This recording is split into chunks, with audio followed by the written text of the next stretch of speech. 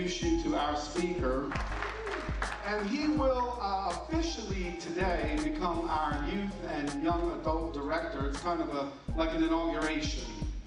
You know, I have come into work with me a dynamic, engaging young leader who I believe has a true calling to ministry on his life. So I am very pleased today to introduce you to our youth and young adult director. This is how I think of him, all right? He is the heart-stomping, earth-shocking, awesome drumming, religion-busting, Christ-preaching. Come on, give him a big, warm CBC welcome. Jesse Dariano.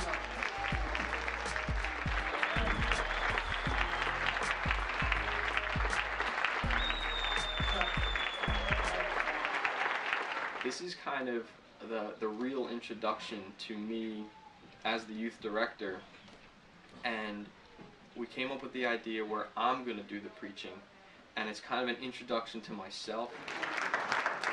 I want to start today off by talking a little bit about my life, my story, things I went through, how I found God. I grew up in the church, and I didn't like anything about it. When I say I grew up in the church, I mean my parents made me go to church.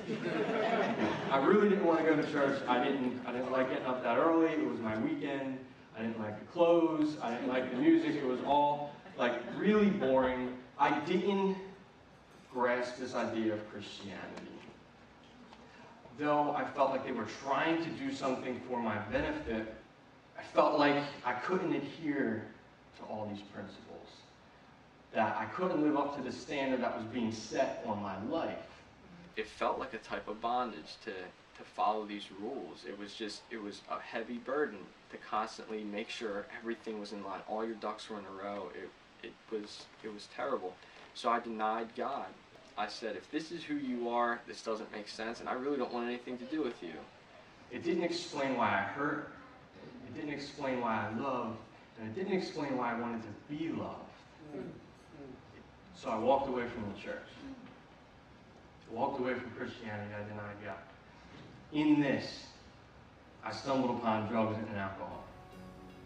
It was a way I could confidently express myself, confidently talk about things going on inside of me, or really show the sense of humor that I knew I had but I was otherwise too nervous to express.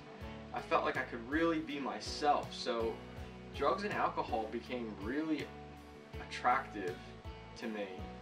Well, actually the first time I ever did a drug, I was at a festival called Creation. It's like a Christian Woodstock, and I went with my youth group. And I mean, they're nice kids, you know, but we were just a little reckless. And I didn't know what it was. He had his tooth pulled, and he was like, oh, I got these, and he's like, here's a Percocet. I was like, what's a Percocet? He's like, oh, it just makes you feel good. That was a little testament to like my boldness and my carelessness. I didn't care. He said it made me feel good, and I believed him, so I did it. The first time I drank was with the same kids. It was just having fun. I got really goofy and silly when I drank, and we all had a blast. I guess it wasn't till maybe 17, 18 when things started getting a little worse. I didn't see how drugs, just smoking a couple joints would lead to a heroin addiction, and I didn't see how drinking a couple beers with the boys in the backyard would lead to alcoholism, but it did. I ended up finding myself getting to the point of using heroin. And even though my friends were doing coke and stuff, heroin was like the no-no drug. That's just the one thing we're not going to do if you do that, or even worse. And so I hid that from them, and it got bad real fast. And I found myself getting in a lot of trouble doing things I didn't think I was going to be doing, robbing friends' houses, breaking into their houses, stealing their money, their drugs. I realized I don't know what else to do if I'm not getting high. There was a point in my life that really opened my eyes. I was was at my apartment in Voorhees with a girlfriend at the time, and unbeknownst to her, at the intensity of my addiction, she walks in, I'm in the bathroom, and I just remember like shaking and like not being able to feel my feet, and like I felt like I was losing peripheral vision, and as I was like slumping over, I felt like my heart rate slow, and next thing I know, I fell out, and I remember like jumping up, I threw up, and she's asking what's going on, and I remember looking at her face as she steps back, like settling into shock, and it was like her face pales as if the life left her, and as the tears were coming down her face, I just remember saying, if I was any kind of real man, I'd be crying with you right now. Wow. But I can't. I can't stop. I knew something had to happen. Because if it didn't, I was going to die. That was a huge experience that I was never able to shake. Well, I met Jesse when he was 20 years old. I had just, they hired me here to do counseling. I was going to him because my parents made me go for counseling, and through that, we kind of developed a friendship. You know, as the years went by, we had periodic contact. I would call him periodically, just for some advice, crazy girlfriends, things like that, or, oh, I messed up again.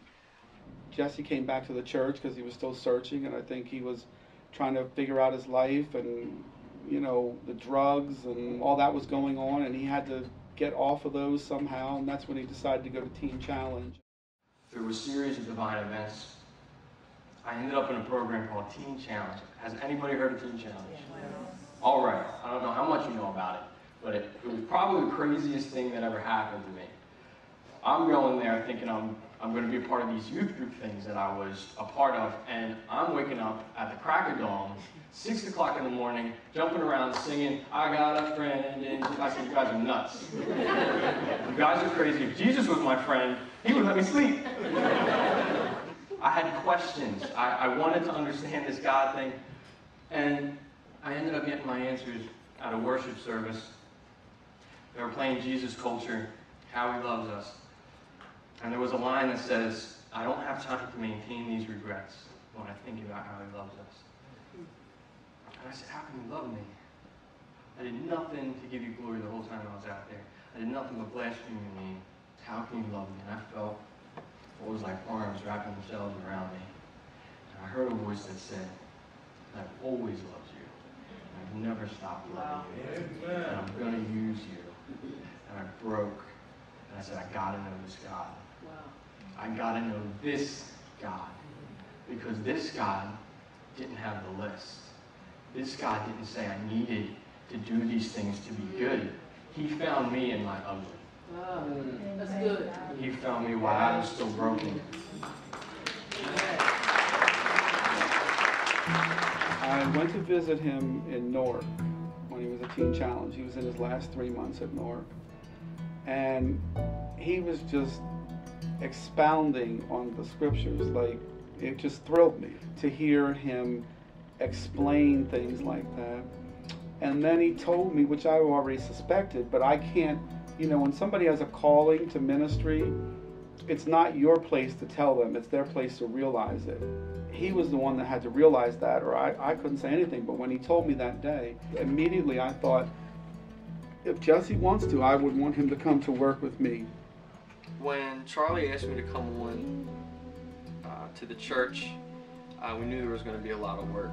We knew there was going to be something to have to draw people to the church to let them know we now have a youth group, we now have a youth director, and this is him. And that's what this Generation Sunday is all about. It is his moment. I will call it, it is his moment. It is the pinnacle of kind of what we're leading up to begin a youth ministry, a young adult ministry, to begin to try to become a multi-generational church. We're trying to spread the word that there's a lot of changes going on with the church. There's a lot of things happening, and this is just the beginning of it. This is just one element to try and grow the church. So.